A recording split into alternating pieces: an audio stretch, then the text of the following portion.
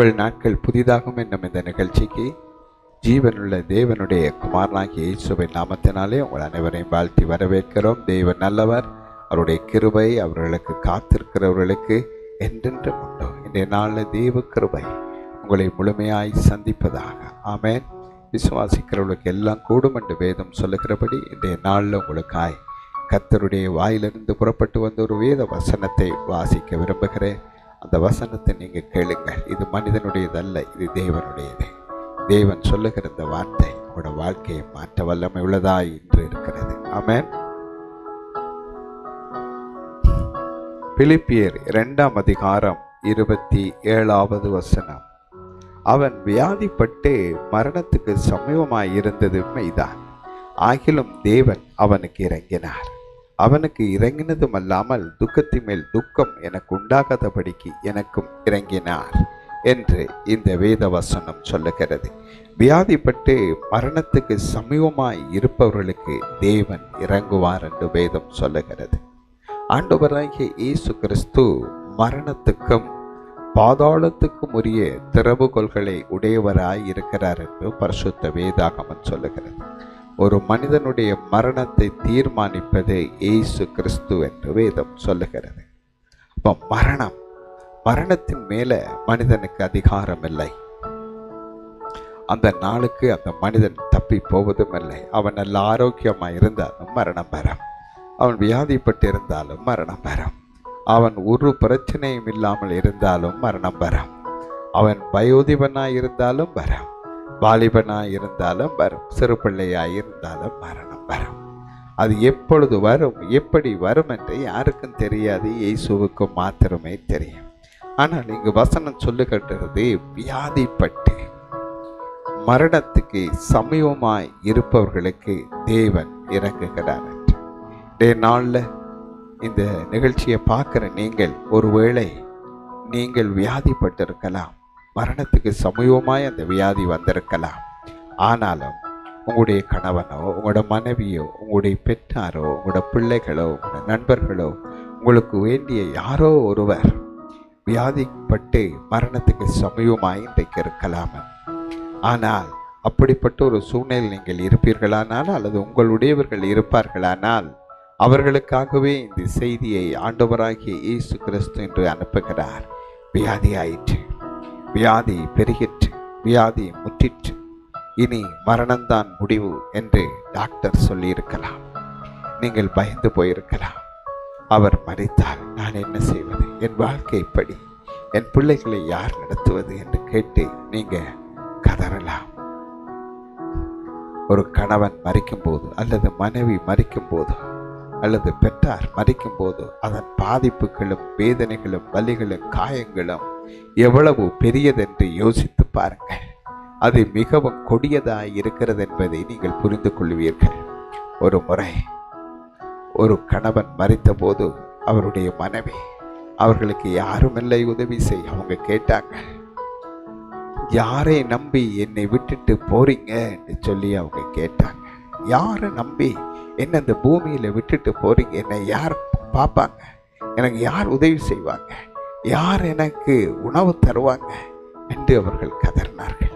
இப்படித்தான் ஒரு மனைவி மரிக்கும் போதும் கணவனுடைய கதறல், பெற்றார் மரிக்கும் போதும் ஐயோ அப்பா நீங்க போய்விட்டீங்களா, என்னை யார் இனி பார்ப்பாங்க, யார் என்ன படிக்க வைப்பாங்க, யார் எனக்கு ஒரு துணையாய் நிற்பார்கள் என்று கதறுவார்கள். வியாதி மரணத்துக்கு சமூகமாய் கொண்டு போய் மனிதனை சேர்த்துவிடும். மரண வாசல்களுக்குள்ளே வியாதி மனிதனை தள்ளிவிடும். மரணம் மரணம் எங்கும் மரண பயம் வரலாம். வேதம் சொல்லுகிறது, மரண பயத்தினாலே ஜீவ காலமெல்லாம் அடிமத்தனத்துக்கு உட்பட்ட யாவரையும் விடுதலையாக்கும்படி இயேசு இந்த உலகத்துக்கு வந்திருக்கிறார்.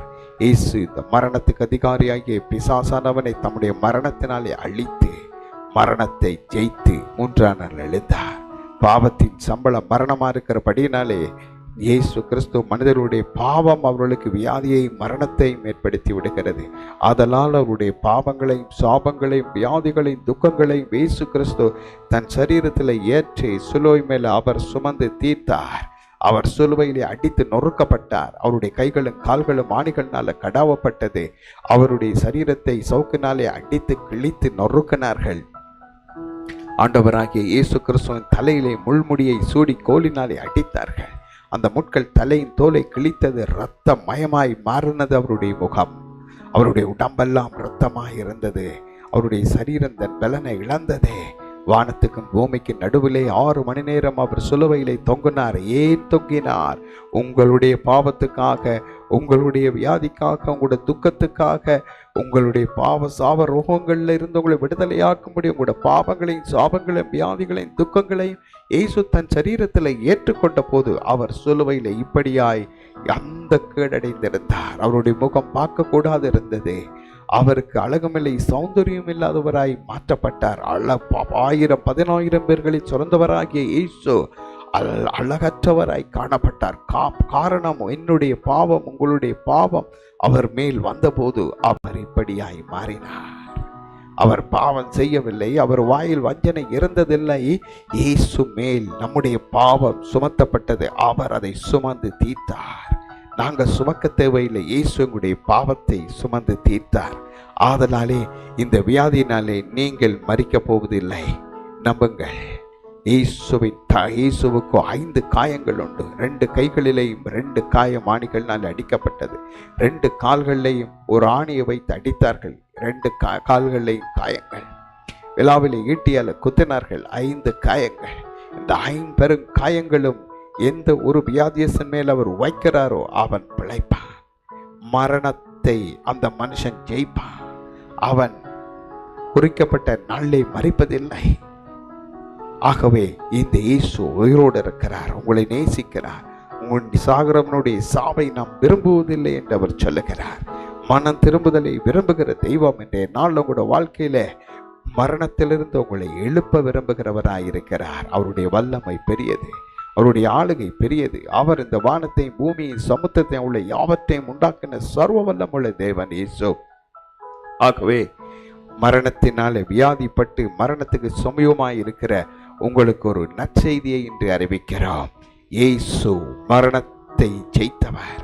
ஆதலால் உங்களை மரணத்திலே இருந்து அவர் மீட்டு தருவார். அவருடைய தழும்புகள்னாலே நீங்க சுகமாவீர்கள். இன்று நான் உங்களுக்காய் ஜெபிக்க விரும்புகிறேன். இந்த ஜெபத்தில் நீங்க கலந்து கொள்ளுங்கள். என்ன மரண வியாதியானாலும் மரணவாதியானாலும் அவைகளை இயேசு உடைப்பார். நீங்க மீண்டும் எழும்புவீர்கள். நீங்க எழும்பி நடப்பீர்கள். வீல் சேர்ல இருக்கலாம், எழும்ப முடியாமல் நீங்க எழும்புவீர்கள்.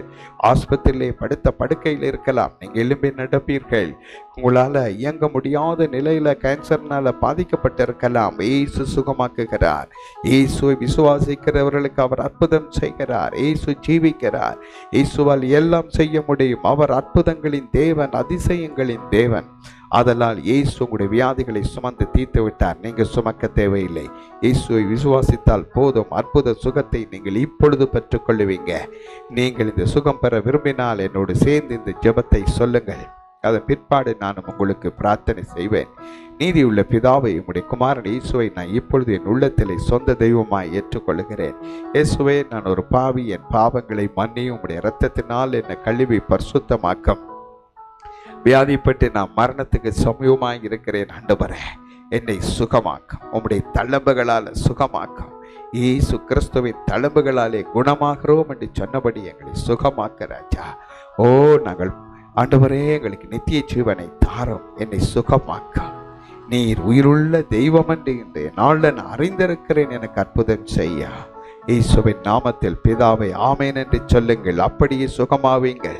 இப்பொழுது நீங்கள் யார் யாரெல்லாம் இந்த செய்தியை கேட்குறீங்க, மரணத்தின் நாட்களை எண்ணிக்கொண்டு வியாதிப்பட்டு மரணத்துக்கு சமூகமாக இருக்கிறீர்களோ, இதோ உங்களுடைய வலது கருத்தை உங்களுடைய இருதயத்துக்கு மேல வையுங்கள். இயேசுவின் தழும்புகளால் நான் சுகமானேன் என்று நீங்கள் சொல்லுங்கள்.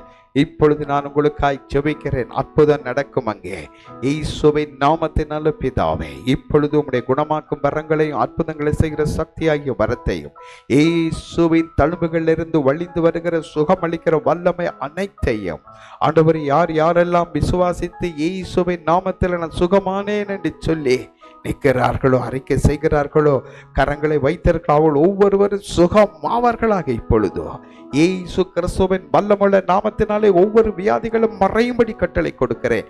மரண வாதைகளை உடைக்கிறேன் இயேசுவின் நாமத்தில். மரணத்துக்கு அதிகாரம் செலுத்துகிற வாதைகளை தட்டுகிறேன் இயேசுவின் நாமத்தில். மரணத்துக்கு ஏதுவான வியாதிகள் ஒவ்வொன்றும் இயேசுவின் தழும்புகளினாலே இப்பொழுது சுகமாகும்படி கட்டளை கொடுக்கிறேன். சுகம் பரிபூர்ணமாவதாக, முழு சுகம் உண்டாவதாக. இதை பார்த்து கொண்டிருக்கிற வியாதிப்பட்ட சகோதரர்கள் சகோதரிகள் எழும்புவார்களாக இப்பொழுது இயேசுவின் நாமத்தில். எழுப்பி நடக்க முடியாதவர்கள் இப்பொழுது எழும்புவார்களாக இயேசுவின் நாமத்தில். இயங்க முடியாத உறுப்புகள், கரங்கள், கிட்னிகள், ஆண்டவரே இருதயங்கள் சுகமாவதாக இயேசுவின் நாமத்தினாலே. ஹார்ட் வியாதியில பாதிக்கப்பட்டவர்கள் சுகமாவார்களாக இயேசுவின் நாமத்திலே. இப்பொழுது இயேசுவின் தழும்புகளாலே கிட்னிகள் சுகமாவதாக இப்பொழுது. இயேசுவின் தழும்புகளாலே கேன்சர் சுகமாவதாக இப்பொழுது. இயேசுவின் தழும்புகளாலே மூளையில் இருக்கிற எல்லா வியாதிகளும் மறைவதாக இயேசுவின் நாமத்தினாலே.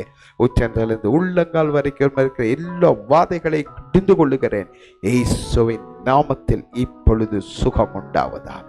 இயேசு அப்படி சுகமாக்கினதுக்கு கோடி கோடி நன்றி. இயேசுவின் நாமத்தில் ஜெபிக்கிறோம் பிதாவே, ஆமென். ஆம் பிரியமானவர்களே, இயேசு உங்களை சுகமாக்கி விட்டார்.